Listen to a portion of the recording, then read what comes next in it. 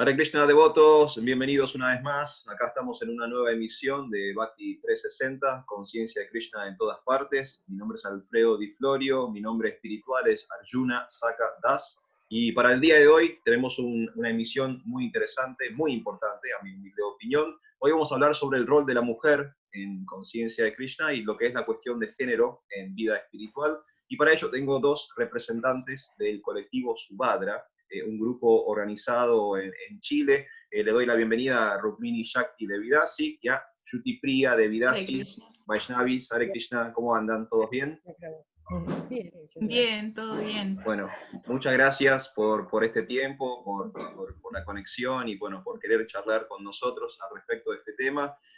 Para comenzar, quizás las personas acá en la República Argentina no conocen todavía el proyecto de ustedes. Me gustaría que comencemos hablando sobre qué es el colectivo Subhadra y cómo llegaron a formar ese grupo. ¿Quieres empezar tú, Rukmini? ¿Quién se anima? Adelante, madre. Bueno, en principio el colectivo Subhadra es un grupo de mujeres que apunta a unas necesidades importantes que teníamos en la comunidad, en el sentido de que queremos explorar y queremos hacer que trascienda el rol de la mujer en conciencia de Krishna.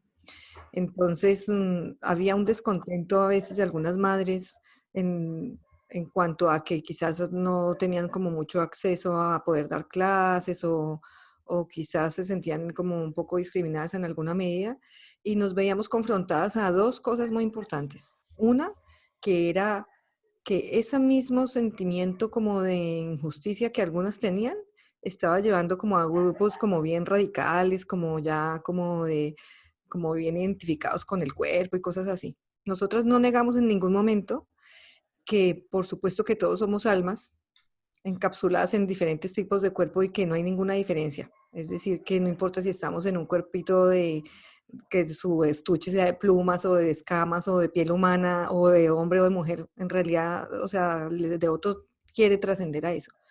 Pero por otro lado, estamos inmersos en una sociedad y eso es imposible de desconocer. Es imposible, o sea, hacer omisión de las hermosas cualidades que las mujeres pueden aportar a la sociedad y que a veces están subvaloradas o que no se han logrado como explorar de manera adecuada. Entonces, atendiendo a esa necesidad profunda del alma de las devotas de sentirse escuchadas y al mismo tiempo estar siempre en el marco de la conciencia de Krishna, sin apartarnos de la filosofía que nos dio Srila Prabhupada, ahí nace el colectivo Subhadra bajo como la tutela, digámoslo así, de una devota muy querida para nuestra comunidad que es Chitra, y ella convocó como a las personas que ella en su corazón sintió que eran como las apropiadas. Sin embargo, esto no quiere decir que el colectivo no esté abierto a todas las personas que quieran participar en alguna medida y todos podemos hacer servicio. Pero sí, por otro lado, hay digamos, departamentos que ya fueron organizados, hay un trabajo de al menos más de 6 meses detrás del colectivo que sale a la luz hace poco, en realidad recientemente. Entonces, claro, hay cosas que ya están organizadas y llega una devota, yo quiero hacer servicio, quiero dirigir el colectivo, pues ya quizás es un poco complicado porque ya llevamos muchos meses trabajando juntas, eh, pero todas las devotas son muy importantes para el colectivo. En realidad, el colectivo es para ellas y por ellas. Ese sería como mi Ah, bueno. aporte. No sé si Rubini quiere complementar con algo más. A ver, Madre Rukmini, si usted quiere aportar algo. Bueno, sí, lo que dijo Madre Shruti, muy cierto. Yo, la verdad, me integré al colectivo, me invitaron a participar eh, cuando ya estaba como formado. Entonces, como que en ese sentido soy como una integrante un poco nueva. Y sí, Madre Shruti creo que ha estado desde los inicios también, bueno, por la geografía de Chile, muchas veces los devotos nos vemos un poco separados, ¿no es cierto? Un país tan, tan largo. Yo vivo en el sur de Chile, por lo tanto no tengo tanta, sí tengo conexión con el templo de ISKCON Chile, de Santiago, pero me es a veces un poco complejo viajar por la distancia. Entonces, como que no conozco en profundidad quizás toda la, eh, lo que antecedió a la creación de Colectivo Suadra, así personalmente, no experimenté como en la congregación esas temáticas. Pero sí, lo que Madre Sruti señala, sí, es algo que se da no solamente, yo creo, no solamente en ISKCON Chile, sino en todas las comunidades de devotos. Más ahora en la actualidad, ¿no es cierto?, tenemos el empoderamiento femenino, que es algo que ha surgido en todo el mundo, es algo generalizado, y muchas veces nos referimos a ISKCON como una sociedad dentro de otra sociedad.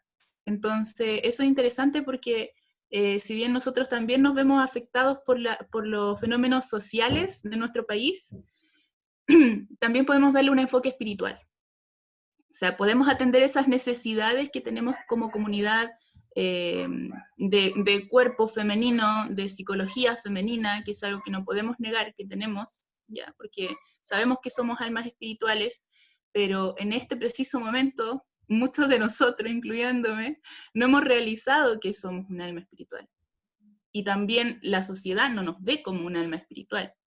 Entonces, tenemos un cuerpo femenino y somos tratadas muchas veces como un cuerpo femenino. Y tenemos una psicología diferente. Entonces, sí, tenemos necesidades especiales, necesidades diferentes, como también los hombres, pero en este caso estamos tratando de empoderar a las Vaishnavis. Yo me incluyo en ese proceso. Yo siento que para mí el colectivo Subhadra, todo lo que quiere desarrollar, yo lo estoy tratando como de desarrollar, me ha ayudado a desarrollarme. El colectivo Subhadra me ha ayudado a cumplir ese objetivo que ellas mismas tienen, ¿no es cierto? Que nosotras mismas tenemos como de empoderar a las devotas, de que sientan que son capaces, de que sientan que pueden jugar un rol importante en la prédica, en la comunidad, que tienen mucho que aportar. Entonces yo también estoy siendo parte, estoy viviendo ese proceso. Claro. El colectivo Suadra para mí me ha abierto así muchas cosas que yo antes pensaba que, mismo esta entrevista, antes quizás nunca me hubiese imaginado dar una entrevista, aunque sea por Facebook o por nada. Entonces han sido cosas que quizás son pequeños cambios, pequeños desafíos, pero te van abriendo la mente, te van haciendo ver que quizás eres capaz de hacer muchas otras cosas para ayudar a los demás. Claro. Por ejemplo, yo estoy en el departamento, porque nuestro colectivo se divide en departamentos. Eso quería consultarles. ¿Qué departamentos o comisiones hay como para que se pueda hacer servicio desde ese lugar? Sí, bueno, nosotros estamos partiendo ahora hace poco. Yo me considero un poco bien nueva, pero nuestro proyecto está partiendo con diferentes departamentos. Por ahora serían autocuidado, al cual pertenezco yo, comunicaciones, también congregación, que tiene que ver con los retiros Vaishnavis, que ahora no podemos hacer retiros físicos, pero es algo que está ahí, stand-by, que todos tenemos muchas ganas de hacer. Y si Madre Sruti me ayuda con otro departamento, hasta ahora creo que estamos en eso, ya no tenemos más. Pero... Adelante, Madre.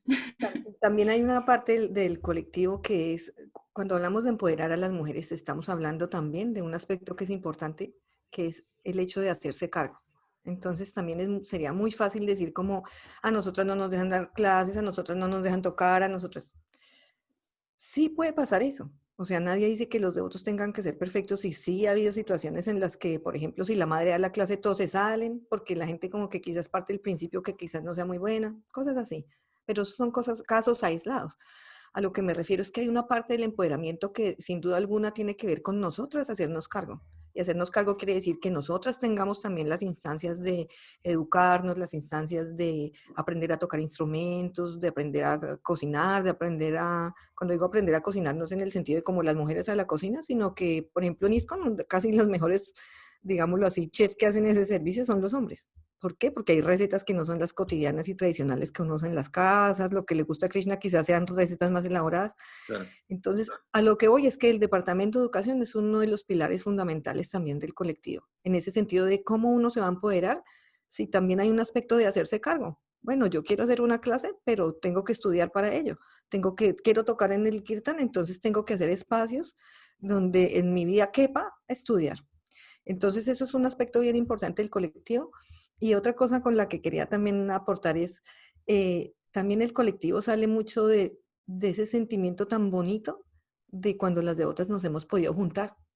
Todas, que a veces son como muy contaditas las ocasiones porque hay unas que son mamitas, hay otras que tienen su profesión y que a veces es bien absorbente también.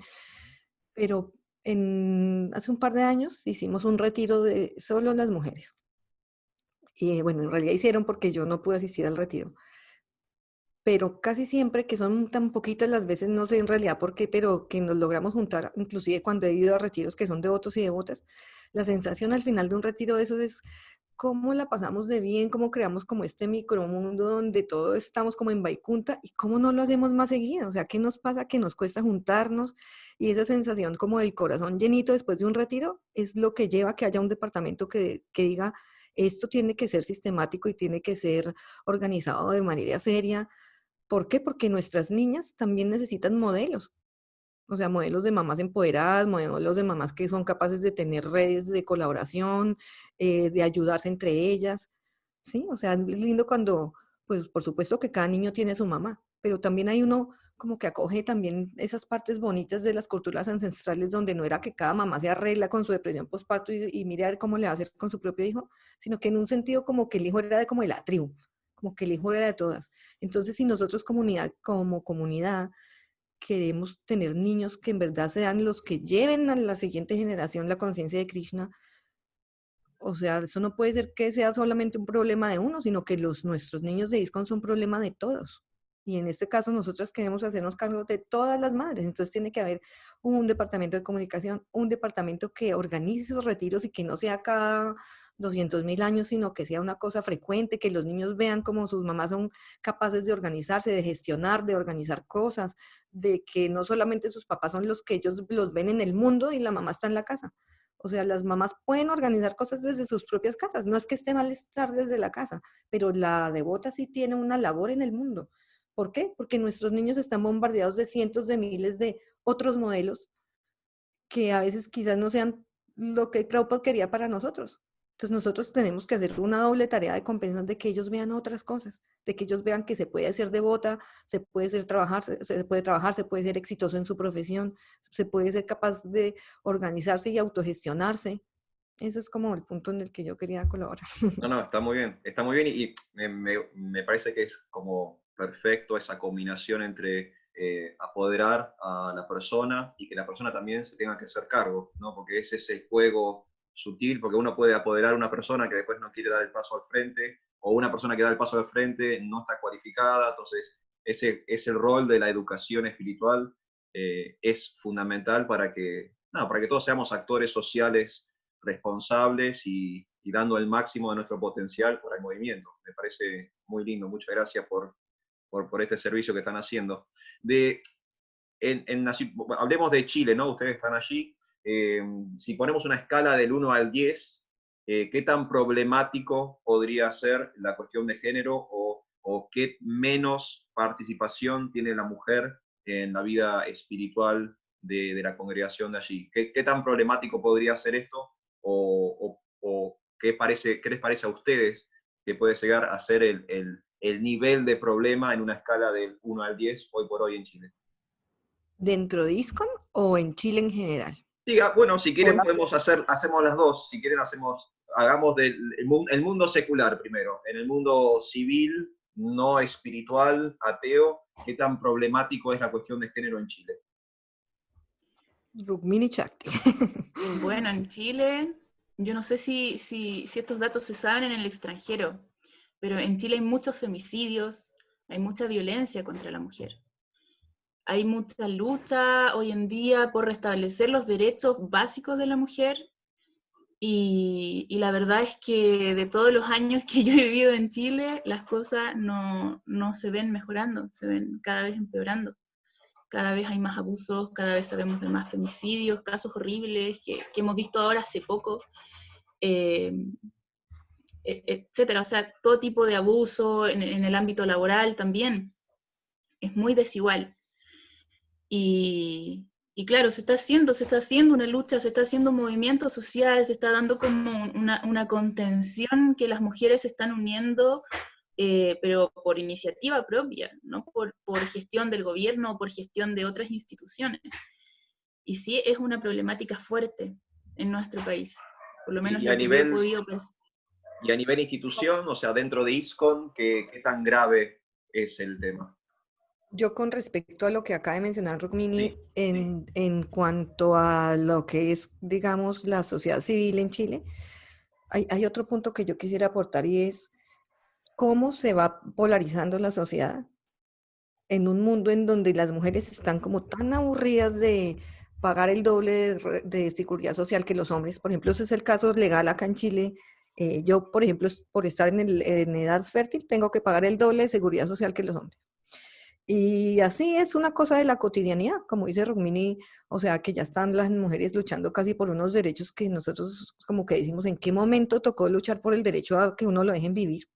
Si Krishna quería que yo estuviera acá y es la voluntad de él, ¿por qué alguien se podría permitir negarme ese derecho si es la voluntad de él que yo esté acá? Entonces, con esa, digamos, esa perspectiva que niñas, jóvenes y mujeres grandes están viendo de cómo está complicado ser mujer en el mundo entero. Yo soy colombiana y les digo, bueno, en el acento se nota un poco, pero les digo que no es muy diferente la situación en el resto de los países de América Latina. En cuanto a eso, ¿qué es lo que puede pensar una muchacha joven y por qué vemos tantas niñas y jovencitas peleadas con la energía femenina? Que equipararon, yo no le voy a tirar un plato de comida ni a mi esposo, ni a mis hijos, ni a nadie, porque cocinar es someterse, porque atender es someterse, porque servir es someterse.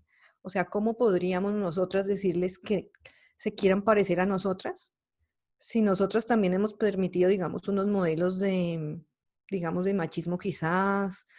O sea, hemos permitido también tantas cosas que cómo culparlas de que no se quieran parecer a nosotras, porque ellas entienden que quizás ser mujer es tener doble trabajo. Digamos, en la generación anterior, ser mujer era estar supeditada a un esposo con 5 hijos, o sea, uno llenarse de hijos, digamos nuestras abuelas, llenarse de hijos y aguantarse lo que el esposo quisiera porque no tenía una profesión, porque no podía vivir sola con sus 5 hijos. Esa era, digamos, el dolor interno de nuestras abuelas. El dolor de la generación que estamos viendo ahora son mujeres que están sobreexplotadas, o sea, que tienen 2 trabajos, que se levantan a las 5 de la mañana, viajan 2 horas en bus, trabajan todo un día desesperadas, o sea, es muy duro. Y llegan a sus casas donde muchas veces el esposo no ha levantado una cuchara, porque por alguna razón que nosotros mismos permitimos, que las mismas mamás criaron de esa manera, o sea, en ese mismo sentir de hacerse cargo, es también hacerse cargo de cómo esas señoras crearon a esos muchachos así de mal, porque uno no lo dice porque sea hombre, porque sea mujer, es porque cualquier ser humano debería tener la competencia para ser autovalente.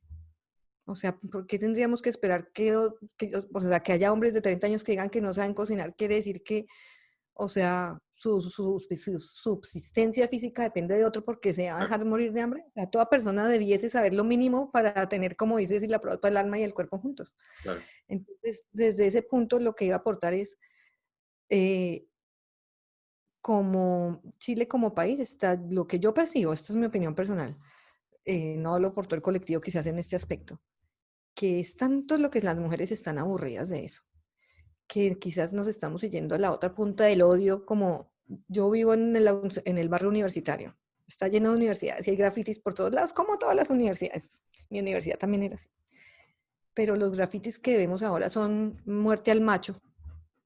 Sí, o sea, es como de una radicalidad profunda donde como que de alguna manera, ¿cómo se nos puede olvidar que los hombres también es nuestro hermano que es buena persona, nuestro hijo que está empezando a formar su experiencia de vida en, en ese cuerpo masculino, o los devotos que sí se hacen cargo de sus familias? O sea, es como, ¿cómo damos un contrapunto a esa radicalidad que ya tiene tintes como casi de odio? ¿Y cómo nos vamos a tener que ver enfrentados a una ecuación que va a ser aún más complicada para la siguiente generación, y es el hecho de sacar de la ecuación lo masculino. O sea, si nosotros vamos a aportar lo masculino y lo femenino, porque ellos no existen y no los queremos en esa ecuación, entonces, o sea, uno, que va a ser una doble carga para nosotros, y dos, que, o sea, no puede haber un desequilibrio de esa manera, sin por ello estar pretendiendo que no haya equidad de derechos, derecho a vivir tranquilo sin estar pensando que uno camina por una calle y lo van a matar, o que si lo violan no se tiene que justificar él, sino ella, de por qué iba vestida así. O sea, entonces a lo que voy es que concuerdo con Rukmini que sí está muy candente la situación, y no lo digo por Chile solamente. O sea, uno ve que hay movimientos feministas alrededor del mundo entero, en Europa mucho, pero ¿cómo llevar eso sin alejarnos de lo que Sila Prabhupada quería para nosotros? Es decir, que si nosotros logramos que cada ciudadano sea buen devoto, no estaríamos hablando de estas cosas. No estaríamos hablando de que, por favor, respétele la vida a su esposa. Si cada vez que se enoja no le puede pegar. Y va para los dos lados, porque la violencia intrafamiliar ahora vemos que es hasta de los hombres hacia las mujeres también. O sea, si nosotros lográramos llevar la conciencia de Krishna a cada persona, sin desatender lo que dice hasta la sociología, que eso ya está documentado y hay literatura acerca de ellos. La sociolingüística dice que, por ejemplo, uno de los factores súper importantes en la sociedad de cambio social son las mujeres. Inclusive, por ejemplo, el cambio lingüístico, que una palabra se haga de moda, por ejemplo, está documentado desde los años como 70, es que cuando las mujeres empiezan a usar ese neologismo, esa palabra nueva juvenil que llevó el niño a la casa, casi que toda la casa la empieza a usar. Entonces, las mujeres son un punto de supremo, un eje en realidad de cambio. Entonces, el cambio tiene que venir también de educar a las mujeres, porque muchas veces el machismo proviene de nosotras mismas. Y un último punto que quiero tocar, y muy brevemente, es que cuando logramos tocar el corazón de las mujeres para que entre en la conciencia de Krishna, en ese corazón, nos veríamos confrontadas a situaciones como que a veces las que son más malas con las mujeres son las mismas mujeres. Quizás toda mujer tiene una experiencia de trabajo o una experiencia en un grupo, sea laboral o de estudio, donde su mayor bullying y su mayor sufrimiento haya sido a través de una misma mujer. Claro, sí, sí, sí, tal cual, tal cual.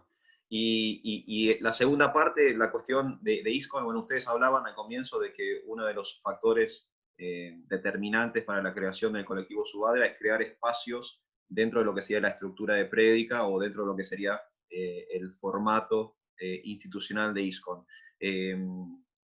¿Es realmente un problema para ustedes, o por ejemplo no tener lugares para poder dar charlas o para poder liderar proyectos? ¿Cómo está viviéndose eso en ISKCON en el país de ustedes? ¿Rukmini? Bueno, en ese sentido, la verdad, lo que yo he observado es que sí hay instancias. Yo creo que sí están las instancias. Yo he visto clases de devotas, conozco a varias devotas, o sea, no varias dentro de todas las devotas que somos de Congregación de Chile, pero algunas sí, que tienen liderazgo, que desarrollan sus capacidades, que lideran proyectos. Yo creo que quizás las instancias están. Yo creo que lo que falta, según mi apreciación personal, es incentivar a las devotas a que se desarrollen y tomen la instancia que está. Porque hoy en día, Nisco, no es que tú vas y te dicen, no, madre, usted no puede dar la clase. No, usted no puede hacer este servicio. No, por lo menos yo nunca he visto eso ahora en la actualidad. Pero sí las devotas se sienten, yo creo, quizás como con temor o inseguras de hacer un servicio que nunca han hecho antes, por ejemplo, dar una clase, dar una charla, no sé, servicios de liderazgo, que tienen más responsabilidad. Por eso lo que decía Sruti, también el colectivo como que quiere formar también, que las devotas tengan el conocimiento, que adquieran las herramientas. En el fondo nosotros somos como el nexo entre el éxito que pueden llegar a tener las devotas, brindando las herramientas. Claro. Brindando las herramientas para que ellas se desarrollen, ellas se autogestionen a sí mismas, puedan ser seres completos, plenas, que puedan vivir su vida espiritual plenamente en todos los aspectos y que se atrevan. Yo creo que eso es lo que más falta hoy en día, incentivar a las devotas, a que se atrevan, a que tomen las herramientas que están disponibles para que ellas aprendan, que aprendan filosofía, que aprendan autocuidado, que aprendan, etcétera, todo lo que puedan, porque sí son capaces, o sea, quizás en ese sentido nos hemos vuelto un poco pasivas como comunidad Vaishnavi, y no a propósito, sino quizás por un tema de que no lo vemos quizás mucho, quizás no vemos muchas devotas dando clases, quizás no vemos muchas devotas liderando cosas, sí hay, pero no tantas. Entonces, como no lo vemos, quizás decimos, bueno, No existe. no me nace, no lo voy a hacer, no sé. Entonces, pero yo creo que esa es la parte que falta. Quizás la instancia está, pero lo que falta es impulsar a las devotas. Y yo me incluyo, siempre, porque siento que estoy siendo parte de ese proceso de crecimiento, tratando de capacitarme en muchas áreas, de aprender. Estoy aprendiendo mucho gracias a todas las devotas del colectivo, me inspiran mucho ellas, y me dan ese impulso de decir, sí, voy a estudiar más, voy a quizás tomar nuevos desafíos, pequeños, de a poco, pero hacerlo, o sea, enfrentar tus miedos. Si te da miedo, no sé, hablar en público, si te da miedo, qué sé yo, dirigir un kirtan, si te da, no sé, miedo a tomar responsabilidades, hazlo y enfrenta tus miedos, hazlo de a poco, y vas a ver que realmente puede ser un aporte para la misión de Srila Prabhupada, pues que tienes capacidades que está desperdiciando en el fondo. Entonces, si tú tienes las capacidades para servir a Krishna y no las usas, es un desperdicio. Tal cual. Entonces, tienes que hacerlo. Yo pienso que eso es lo que falta, empoderar, incentivar y dar las herramientas a las devotas, más que generar la instancia. Yo pienso que la instancia ya está, es una apreciación personal. Muy bien. Madre Shruti, ¿usted quiere aportar algo ahí? Creo que también hay un trabajo profundo de, de cambiar a veces la conciencia un poco de la comunidad entera y de los hombres también. ¿A qué me refiero con esto? Dentro de las actividades previas a la creación del colectivo, nosotros indagamos entre las madres qué es lo que le gusta, qué es lo que no le gusta, cuál es su dolor realmente. Eso es lo que queríamos saber. Y entre lo que indagamos, nos dimos cuenta que había relatos como del tipo, mire, yo no quise volver a cantar porque yo me esforcé harto en aprender a tocar instrumentos y cantar y en correrla cerca de la barrera de la imagen, de que, ay, si me sale feo, si se me olvida el mantra. Y entonces cuando canté, casi todos los hombres se salieron del salón. O cuando canté, los miriangueros le pasaron la mirianga a alguien más. Y cuando alguien retomó el kirtan, porque yo me sentí tan mal que en un momento no podía seguir cantando, y le pedí a alguien que siguiera cantando, todos los hombres se animaron, porque quizás con la experiencia del que cantaba mejor, iban a hacer un kirtan más animado y más entretenido. Entonces, a partir de esos relatos, también considero que el colectivo Subhadra es un punto de quiebre en cómo nosotros como devotos vamos cambiando la conciencia de que los que están empezando, que los que están aprendiendo también pueden aprender. Y también tenemos que apoyar y también tenemos que ser compasivos. Bueno, y si se equivoca y está aprendiendo, o sea, ¿qué les pasaba a muchas madres? Que ellas decían, yo no quiero volver a cantar nunca más porque me sentí horrible. Entonces, es un cambio social, por supuesto, a nivel de la escala social externa de la comunidad civil, pero de nosotros también. Sí, o sea, quizás a los 3 primeros kirtan le va a salir feíto. A mí me sale feo todavía, pero a lo mejor algún día me salga lindo. A lo mejor la primera clase no sea la más entretenida y uno se grabe como un manojo de nervios y se le olvidaron las cosas y quizás lo que necesitamos es más compasión. O sea, a mí me ha pasado que a veces doy una clase y de las 50 cosas que dije, el único feedback que obtengo es, se le olvidó un mantra al principio. Ahora, gracias a Dios, los devotos ya se están acostumbrando a ver las devotas más en las esferas de actividad. De pronto uno ve entre 50 devotos 5 madres dando clases o 2 madres tocando. Y concuerdo absolutamente con las hermosas palabras de Rumini en el sentido de que, claro, el colectivo también es un trabajo para que nosotras logremos superar todos esos miedos. ¿Por qué a veces tenemos tanto miedo a la crítica y quién toca? Madre, canta. No, no, por favor, yo la primera que hacía eso. Y quizás para cantar todavía lo sigo haciendo, quizás no para las clases, pero cantar.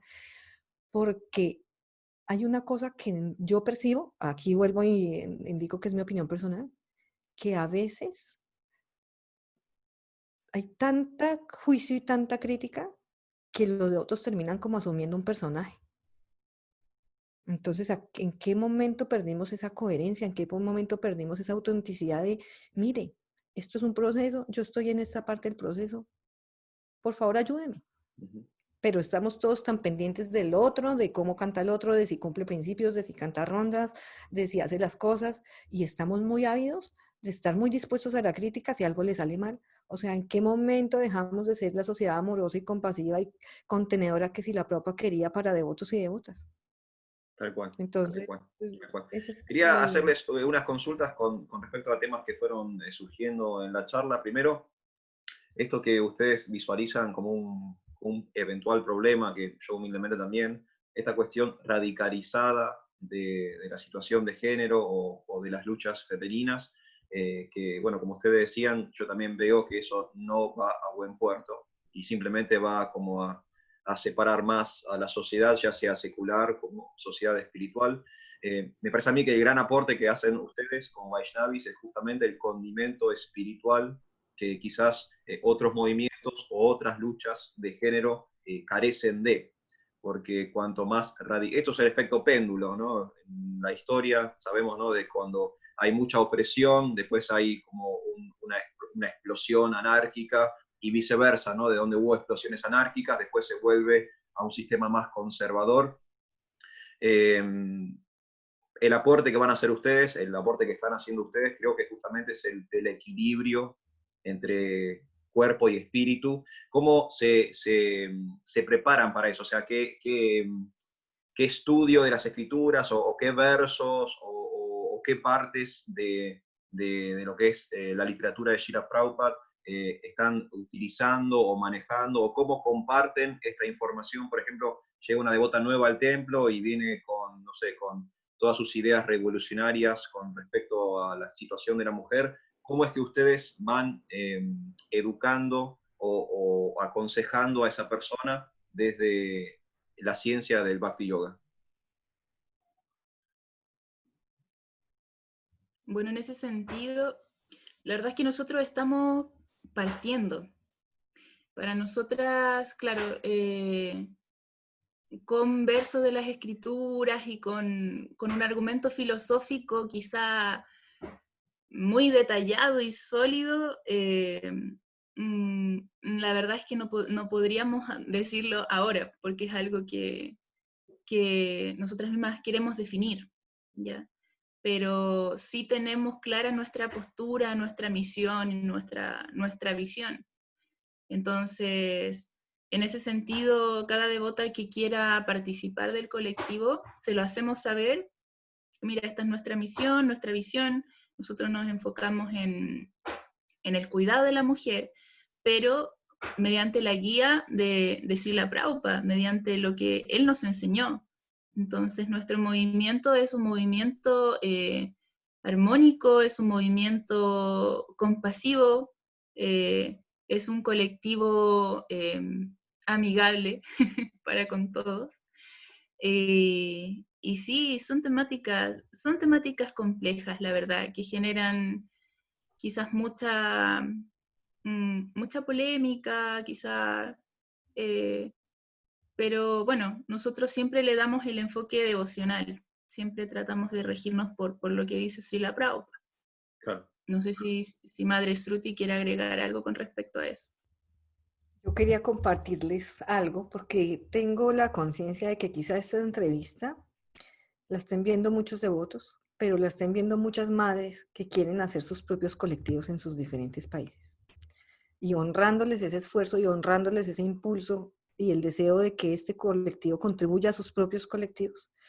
creo que es la instancia para compartir cómo lo abordamos nosotras, teniendo en cuenta que hay versos, que hay capítulos, que hay escrituras que son tan fuertes con respecto a la mujer y al hombre también. Entonces, este es un tema que no se puede desconocer y que hay un punto supremamente importante que se llama la integridad académica. Entonces, si ustedes se dan cuenta, uno puede tomar las escrituras desde cualquier parte y si uno no tiene una integridad académica, uno puede, voy a utilizar una palabra quizás un poco fuerte, pero comillas, manosear las escrituras de alguna manera para comprobar Manipular el la punto información. que usted quiera. Entonces, hay un punto de suprema importancia que es la integridad académica. O sea, quizás haya versos que sean fuertes en las escrituras, pero no es nuestro deseo fundamental de que para caerle bien a la mayor parte de la comunidad vamos a decir que lo que si la Prabhupada dijo estaba mal. Sin embargo, apelamos de otra manera también al cómo vemos las escrituras a la luz de cómo nos van iluminando nuestros maestros espirituales. Por ejemplo, en días pasados decía Hanuman Prasad Swami en una de sus clases que tiene que ver mucho con aspectos como la traducción. Por ejemplo, él decía que se tradujo al español que las mujeres tenían que ser tímidas. Y lo que la traducción quería decir, perdón, realmente era ser recatadas. En el sentido de que, bueno, usted quiere que todo lo que usted haga, esas locuras de juventud, cuando usted tenga hijos más grandes, que sus hijos, digamos, no les dé vergüenza. Cosas así son muy sencillas en realidad, ¿sí? Pero ese es el sentido de las frases. Y también en el sentido que, por ejemplo, cuando a veces decimos que las mujeres son menos inteligentes, Hanuman Prasad Swami nos decía que el sentido profundo de eso quizás es que las mujeres sean no menos inteligentes, pero digamos menos con tendencia a apelar a la parte intelectual, al hemisferio más lógico, porque también eso es lo lindo que las mujeres tenemos para aportar a la sociedad, que tenemos profunda inteligencia a la par que un hombre, pero también podemos aportar la intuición, podemos aportar toda esa parte. Y las Entonces nosotros, emociones. claro, que no es que estemos diciendo que los hombres no las tengan, pero nadie que sea mamá puede desconocer que a veces cuando está cansada y le dice al papá que vaya a ver el hijo igual quiere a su mamá, porque hay una parte de la emoción que, o sea, yo a mi edad todavía a veces, o sea, si tengo un dolor muy grande en mi corazón, busco todavía a mi mamá, o sea, eso es una tarea de nunca terminar. Entonces a lo que voy es que si nos vemos confrontadas y ustedes cuando armen sus propios colectivos se van a ver confrontadas al hecho de que la gente va a ser muy crítica de las escrituras. Y nosotros vemos que si la Prabhupada no le decoró las escrituras a nadie, ni le decoró la realidad a nadie, ni le, ¿sí? O sea, eso no quita que seamos una sociedad de devotos amorosa, contenedora, compasiva, que miremos nuestros puntos de mejora, que por lo que percibo, quizás me equivoco y ahí me corregirán si me equivoco, pero en lo que yo he escuchado de varios países, en la falencia que todavía tiene ISKCON, es que a veces nos quedamos mucho en la forma y en la corrección. Entonces tenemos que ver también, por ejemplo, que uno para poder corregir a alguien tiene que sembrar primero. Si no, esa corrección sería a partir del puro morbo. Sí, o sea, todas las devotas tenemos el recuerdo de haber llegado a ISKCON y quizás para los hombres sea así también, pero pues lo que nos convoca en este momento son las Vaishnavis, de que a veces uno ni le hablaba a la devota en 50 años y se aparecía solo para decirle, madre, no se peine de medio lado, madre, eso no se... Entonces, ¿cómo logramos ser una comunidad de devotos que logre afiatarse en ese punto de mejora que tenemos? Desde la recepción de las personas que vienen de afuera todavía con una mentalidad más materialista, sin por ello subvalorarles la conciencia de que ellos no se la van a poder con las escrituras tal como son. Y cómo presentarlos a medida que van avanzando. No les vamos a lanzar los versos quizás más controversiales el primer día que llegue, porque obvio que no vuelven. Pero que quizás no es que no les estemos lanzando los versos controversiales al principio, es que quizás no les estamos lanzando nada, porque ¿cómo cuesta tener como en los templos un departamento donde haya anfitriones, por ejemplo? Donde haya un stand de preguntas y respuestas que sea permanente, porque eso sí ha existido en todos los templos, pero no se sostiene en el tiempo. Entonces, igual el colectivo lo que aporta es como mismo aporta bastantes soluciones, aporta como un estacionamiento de ideas y cosas que van saliendo, de las cuales tenemos que seguir avanzando y teniendo y reconociendo los puntos de mejora, porque el primer paso para solucionar eso es el reconocimiento de que eso todavía nos queda por avanzar. Tal cual, tal cual. Las voy a sacar un momento del tema y me gustaría consultarles más en lo personal, cómo es que fue el viaje de ustedes hacia Conciencia de Krishna, cómo arrancaron, cómo empezaron. No sé, Madre Rukmini, ¿usted quiere contarnos un poco su historia personal, cómo llega a Conciencia de Krishna? Sí, mi historia es bien loca, en particular. Bien, ahora sube el rating. En este momento No que sé sube si el rating. tienen tiempo. Bueno, sí, la verdad que Conciencia de Krishna para mí, bueno, ha sido algo que yo siempre he estado buscando sin saberlo, desde muy pequeñita, desde chiquitita, 12, 11 años. Yo era un ratón de biblioteca, que me gustaba mucho leer, me gustaba mucho la metafísica y temas que nada que ver con un niño de 11 años. Y, y así por esa búsqueda, un día fui a dar con me acuerdo recién estaba el Facebook, recién estaba poniéndose de moda Facebook. Y yo aquí en el sur de Chile, un pueblo, una ciudad chica, donde no hay charla de espiritualidad, de yoga, de nada, en ese tiempo por lo menos no existía eso. Otro pensamiento, súper cerrado la gente. Yo me metí a internet a averiguar. Entonces, me acuerdo con el Facebook, una vez vi una página que me llamó tanto la atención, era una persona azul abrazando a otra persona. Y yo dije, oye, esto qué raro, esto es como extraño, me gusta. Y me acuerdo que era un devoto, de hecho, y yo así en plan así súper psicópata le mandé una solicitud de amistad así para saber qué era esa persona, me llamaba mucho la atención. Y ya, y otro día entro así a Facebook y me habla esa persona y me dice, ¿y usted quién es? ¿De dónde es? ¿Por qué me ha enviado una solicitud? Y yo así como asustada, ¿no es cierto? Como que esta persona. Y yo le digo, no, es que me llamó mucho la atención la imagen que usted tiene y en su perfil. Y me dice, sí, es Krishna, y me empieza a predicar, ¿no? Y, y yo así fascinada, o sea, me estaba hablando de algo que yo quería escuchar. Entonces, y me habla del Maha Mantra, me acuerdo, de lo primero, bueno, me habló muchas cosas, pero en ese tiempo yo no entendía nada. Lo único que entendí fue que había una oración y que era la meditación perfecta. Así. Y ya me dice el Maha Mantra y me manda el Maha Mantra, y en ese tiempo yo no conocía acá. Y yo investigaba, claro, yo solita como que trataba de asociarme con Krishna. Y me acuerdo me hice una yapa así súper artesanal y empecé a cantar el Mahamantra. Y para ese entonces yo dije, bueno, yo quiero pertenecer a esto, o sea, quiero ser Hare Krishna. Y me dijo, bueno, te voy a contactar con las personas que están en Santiago. Entonces él mandó como un correo a Santiago, y de Santiago se comunicaron como con varias personas del sur, y justo había una chica que en ese tiempo estaba empezando también, o llevaba un tiempo ya en Conciencia de Krishna, que era de una ciudad cercana a la mía, y ahí comencé. Pero fue súper, sí, fue súper extraño, fue algo místico, yo creo. Por Muy redes místico. sociales, por redes Por sociales. redes sociales, la prédica Qué por moderno, redes sociales funciona, está claro, comprobado.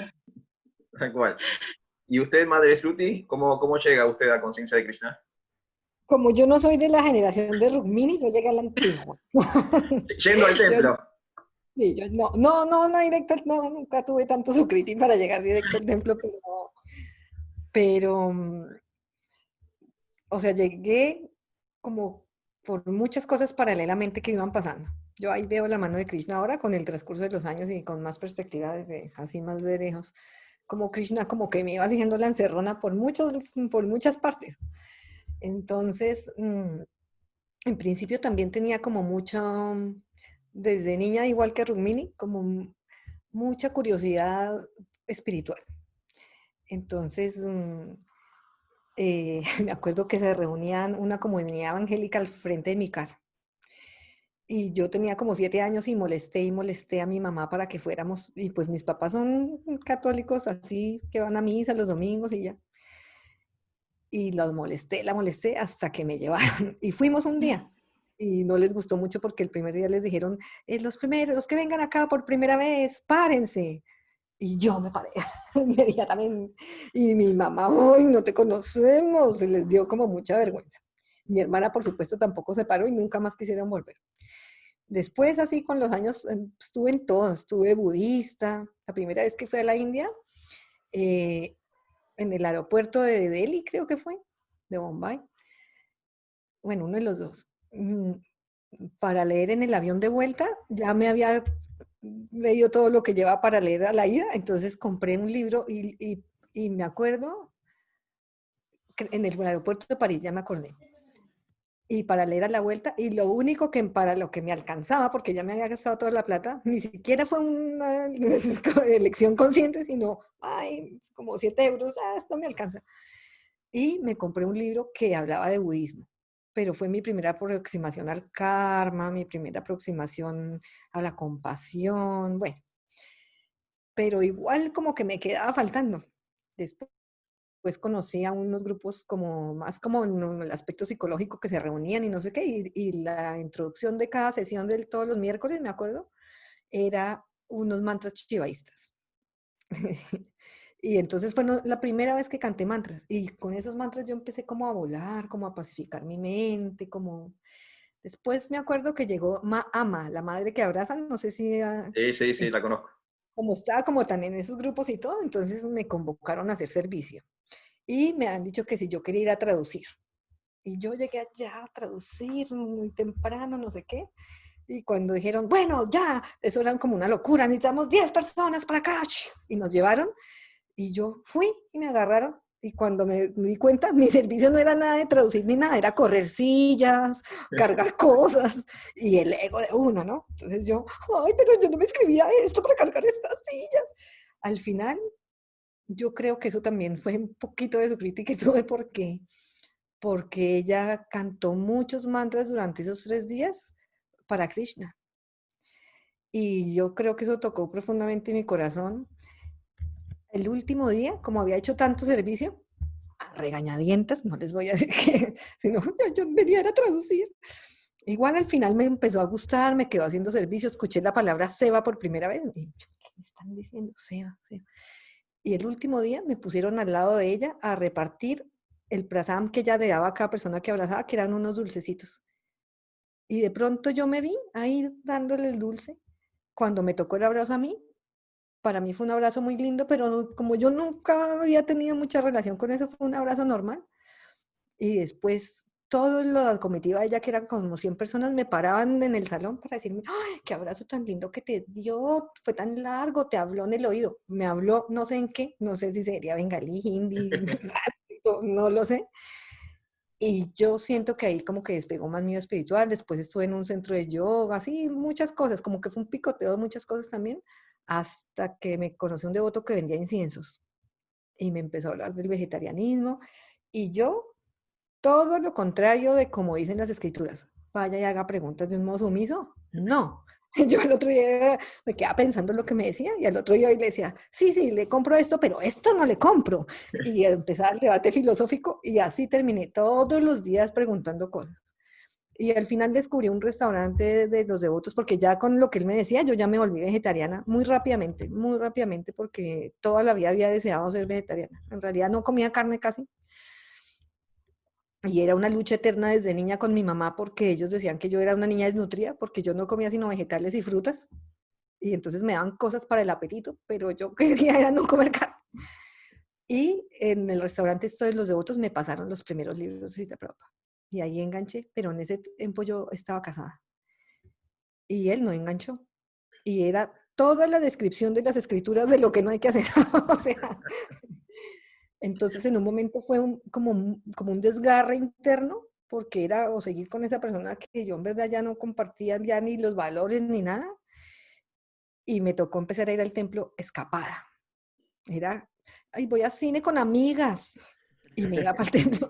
Y con un Entonces un día sari, me decían, vestida en sari. no, iba de civil, de civil, de civil. Y entonces me decían, ¿y qué película vio? Y yo, y re mala para mentir. Entonces, no me acuerdo. Entonces el hombre pobrecito se le empezó a meter en la mente que yo tenía como un amante, quién sabe, bueno, si era Cristina el amante. Y mienta y mienta y mienta hasta que me agarró a donde era que yo me iba a meter. Y después era una pelea, no pelea, pero era como muy, o sea, me decía, va para su secta. Empecé a ofrecer las cosas, pero empecé a ofrecer unas cosas muy locas porque yo no sabía nada, ofrecía Coca-Cola. Entonces yo ahí con la Coca-Cola. Y él me decía, ¿ahora le habla la Coca-Cola? Y fue tan pesado que yo ya no puedo más con esa persona, en verdad, ¿no? ¿Y quién salvó mi vida? Le pregué, un día vino, pregó un irante a tocar y al final dijo, no, que si le querían hacer preguntas. Y a mí me dio vergüenza preguntar al frente de toda la clase, entonces esperé que todo se acabara y lo agarré así en un rinconcito. Pero mire, es que yo ando con una persona que me molesta por ir al templo. Y me dijo el pregón irante, era la cosa más que para mí fue el antes y el después. Me dijo, mire, ¿sabe qué? Haga como que Krishna es su amante. Haga lo que usted tenga que hacer. Haga lo que usted haría si tuviera un amante. Y yo empecé a funcionar con Krishna en el modo amante. ¿Qué haría yo por un amante? Y mentiría. Y ahí empecé a ir al templo, a ir al templo. Y era fantástico, pero yo cuando entré a los devotos estaba muy, muy, muy bien situada y en un romance con Jesús. Iba a misa todos los domingos y yo era muy feliz siendo devota allá. Entonces cuando empecé a ir al templo, tuve un lapso de tiempo muy culposo. Entonces me acuerdo una vez haber venido un Jueves Santo, ¡Hare Krishna! Y después, ¡ay! Jesús se murió, y yo qué hago acá brincando a misa. Entonces es una época que venía al templo y después iba a misa. Y así hasta que ya pues uno pues en verdad es la falta de conocimiento y que no es que si la Prabhupada niegue nada de la religión católica, muy por el contrario lo reafirma. Y en realidad ahora soy muy, muy feliz siendo devota, casi que mucho de mi tiempo libre, no quisiera decir el 100% porque también tengo que hacer las cosas de todas las señoras en sus casas, pero mucho de mi tiempo libre es en la conciencia de Krishna y no como un remedio, sino como mi actividad recreativa principal que me encanta. Está muy bien, Es. está muy bien. Madres, les voy a hacer una última pregunta, así ya no les robo más tiempo. Quiero agradecerles, han sido muy amables conmigo y con el programa, de charlar con nosotros. Quería consultarles, como para ir cerrando, la mujer guru. Sabemos que es como una especie como de deuda pendiente dentro de ISKCON, sabemos que hay una resolución relativamente reciente de GBC. ¿Cuánto creen ustedes que tardará que tengamos una Diksha Guru mujer en nuestra institución? ¿Pasará dentro de 5 años, 10 años? ¿Qué tan cerca creen ustedes que estamos? Yo lo veo y vuelvo y recalco, es mi opinión personal, Sí, lo veo un poco lejos. ¿Por qué? Porque, por ejemplo, para no ir muy lejos, el caso de India. En India hay, por ejemplo, ISKCON Bangalore. Y hasta donde yo tengo entendido, no es muy del agrado de ellos que se desvíe esta normativa de sus tradiciones ancestrales de miles y miles de años en la cual las mujeres no tienen cabida, por ejemplo, como puyaris o claro. como brahmanas que ejecutan los sacrificios de fuego, etcétera. También tengo conocimiento que el templo de Bangalore es un templo que, al menos en el aspecto económico, es un templo muy fuerte y que tiene mucha injerencia en lo que es digamos, no quisiera utilizar la palabra política, pero en la administración de ISKCON India. Entonces, en la medida que eso continúe, la reglamentación versa que uno puede ser un gurú, mujer, en este cuerpo de mujer, con dos únicas condiciones: que esté cualificado lo suficientemente para ello, y dos, que su GBC lo autorice. Desde esa perspectiva, nosotros acá en Occidente, quizás si hay alguien que esté lo suficientemente cualificado, no tendría ningún problema al respecto, pero, por ejemplo, es muy probable que alguien en India quizás haya el veto de ISKCON Bangalore, por ejemplo, Claro. hasta donde yo sé. Puedo estar equivocada y puede que eso haya cambiado.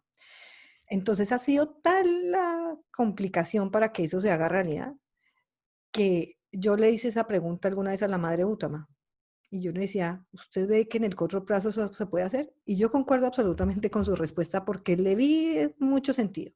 Y ella me decía, ¿qué madre va a querer ser la que se haga cargo de que por ella fue ese cisma, sí, o sea, esa división? Entonces, por eso es que yo apuntaba en mis respuestas anteriores, una cosa es lo que existe como normativa, cuando decíamos, no, pues obvio que en ISCON uno puede tocar, o sea, tenemos unas autoridades que nos respaldan mucho, tenemos un nuevo presidente de templo que es fantástico y aprovecho de saludar porque en verdad es un gran devoto y su señora, su esposa también es una gran Vaishnavi. O sea, en el sentido práctico de la reglamentación no habría ningún problema, pero volvemos a tocar el punto de siempre. O sea, cómo cambiamos más allá de la reglamentación las conciencias, las costumbres, la forma tradicional en la cual hemos hecho las cosas. Eso sería mi punto de vista. Está muy bien. Madre Rukmini, ¿quiere hacer algún aporte? Bueno, Madre Sruti lo ha explicado también. Ahí algo.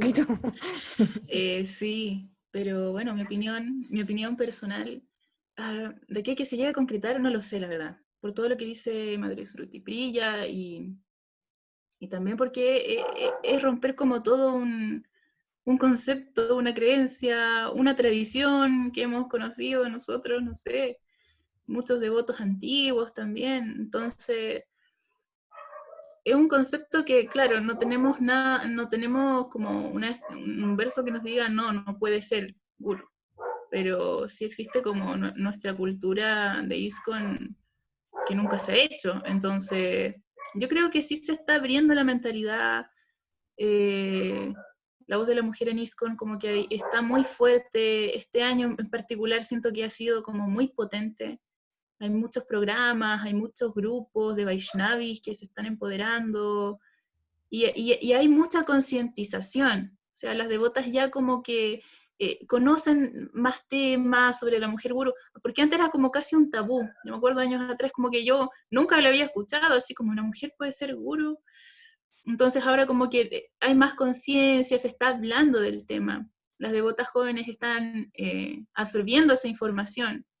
Yo creo que, no sé, la verdad, si llegara a autorizarse es como algo concreto, mm, no sé, tendría que investigar bien la base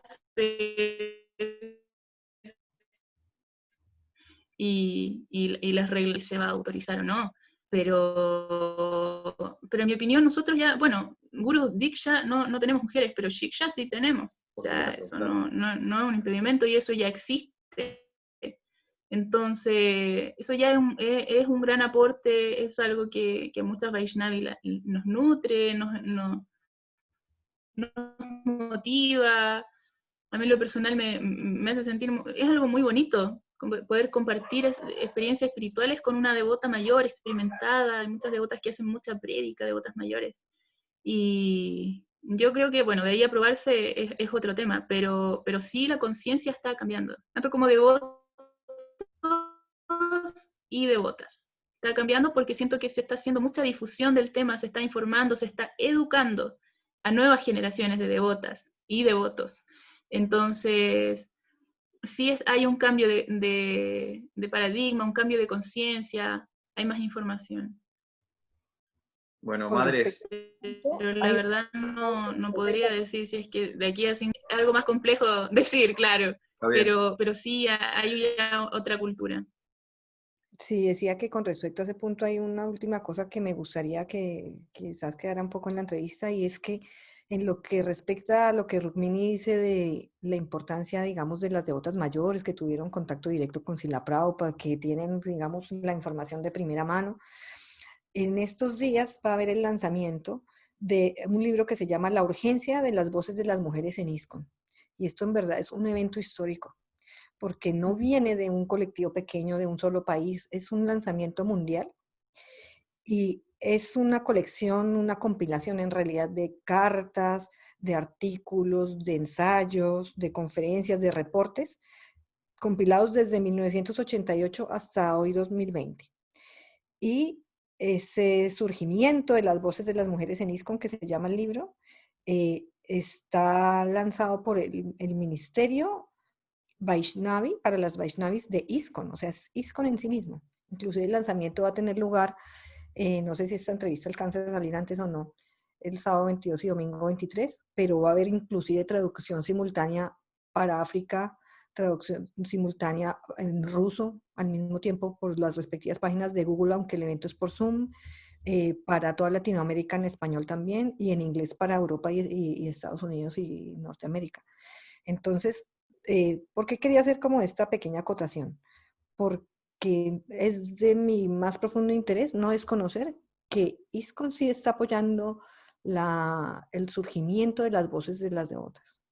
Y esta compilación de cartas nos va a llevar a las experiencias de primera mano de las devotas, de primeras discípulas de Srila Prabhupada. Eso quería compartir. Muy bien, muchas gracias, Vaishnavis. Les quiero agradecer el tiempo, la amabilidad, todo el conocimiento que nos han brindado. Para cerrar, ¿algún contacto si cualquier devoto o devota que esté escuchando, esté viendo de Latinoamérica, si quiere conectar con el colectivo para que las pueda seguir en las redes o de alguna forma ubicarlas? ¿Cuáles serían los contactos? Bueno, estamos como Colectivo Sudadra en Instagram y en Facebook. Si tienen cualquier duda, cualquier sugerencia, cualquier aporte, nos pueden escribir un mensaje por interno y nosotros ahí les vamos a responder a la brevedad. Ok, bueno. Y síganos y claro, y mantengan, son muy, muy lindas para toda la comunidad. Ok, bueno, muchas gracias, devotas. Una vez más, muchas gracias por todo su tiempo y su amabilidad. Hare Krishna, Hari Bol. Gracias, Hare Krishna. Hare Muy Krishna bien, Prabhu, muchas gracias Hare por la Krishna. invitación. Devotos, hasta el jueves que viene. Hare Krishna, Hari Bol.